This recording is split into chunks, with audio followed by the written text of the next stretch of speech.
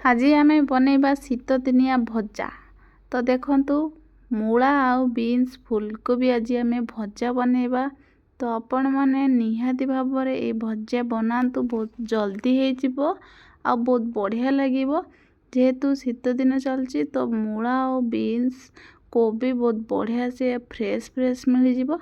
तो बहुत बढ़िया लगे ये भजा। आम देखंतु ये आम कोबी के टिके बड़ साइज करके काटी नेले।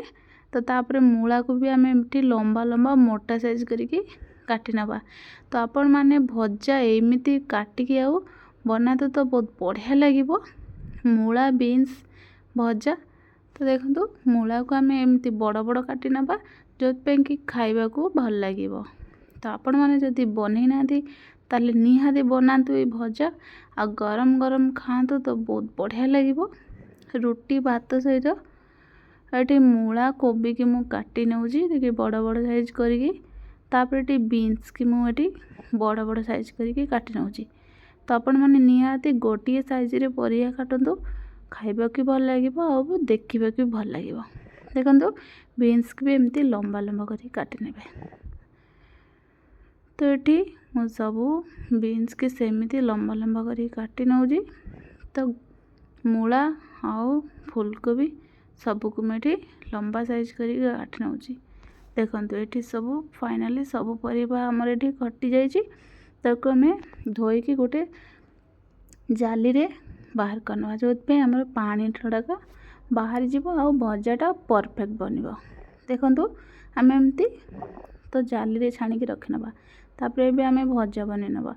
ये 2 ରୁ 3 ଚାମच मुझे तेल पकई नौजी। तो तापर ये सुखिला लंका गोटे काटिकी पकई नौजी।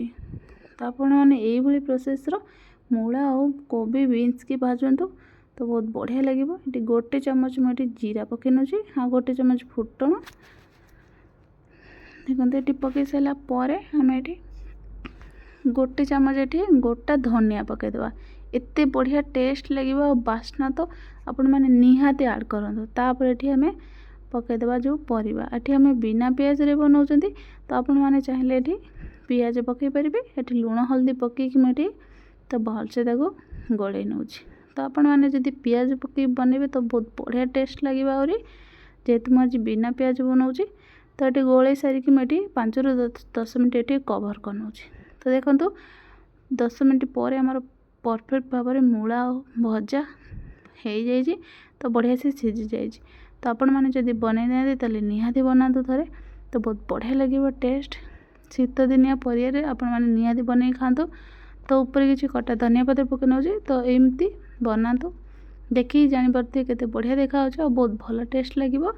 तो वीडियोटी भल लगे लाइक शेयर सब्सक्राइब करने भल लगे कमेंट जानवे।